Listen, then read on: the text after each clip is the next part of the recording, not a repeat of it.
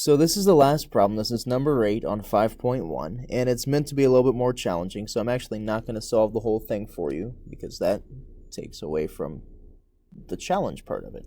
But I am going to give you some tips on how you can solve it, and you have to use two separate equations. So we do know that the one equation, that the area of any kind of a polygon is equal to the number of sides times the side length squared all over 4 times the tangent of 180 divided by the number of sides n.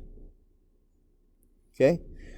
We also know that the area of a polygon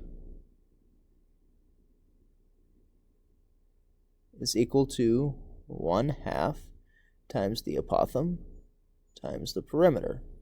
And now we're going to go back to some stuff that you learned back in Algebra 1 with systems of equations, and we're going to substitute one equation into the other one to solve for a variable s, side length, or I guess in this case x.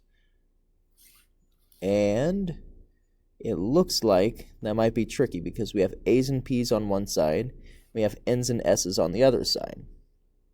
But we can still figure what this stuff would be, because we know P is perimeter, which involves S, sides. We know A is apothem, and here they give us the distance between flat sides. So the apothem, A, is actually going to be half of the distance between the two flat sides, or the distance of the radius of the circumscribed circle. So we'll solve this equation first. We have that the area is equal to 1/2 times 15 times the perimeter. Again, it has to do with the number of sides all added up together. Now we don't know what the side length is, but we know that there's 8 sides. So we're going to say this is times 8s. Now we have s's here, we have s's there, I have an a, and I can just set this equation equal to this equation. So a is now equal to half of 8 is 4. 4 times 15 is 60s. I can plug this back in to here. So 60s is equal to the number of sides of an octagon. Octagons have 8 sides. 8 times s squared over 4 times the tangent of 180 over 8. And that ends up being 60s is equal to 8s squared over 4 times the tangent of 22.5.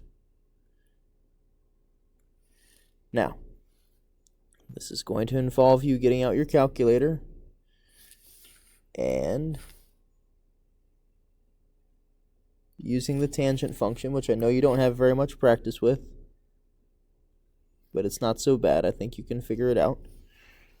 Matter of fact, I might even have a calculator right here. Let's see. Calculator.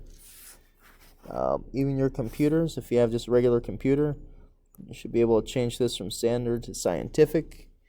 And right there is your tangent function. So you'd have 4 times the tangent. Uh-oh. Well, that's not right. Let's clear that out. When you're using your calculator, make sure you're in degrees and not radians. And apparently, tangent just likes to do whatever it wants to do. So let's say the tangent of 23. That didn't work either. 23.5 tangent. Ha. So you can take that number times 4, and that'll give you the bottom half of this fraction. You're solving for s, which goes in right over here. All right. That should be enough to get you going. And if you have any questions, I'll see you in class. Don't forget to do your conclusion questions. I don't think any of those are too hard for you to try on your own. So best of luck to you, and that's all.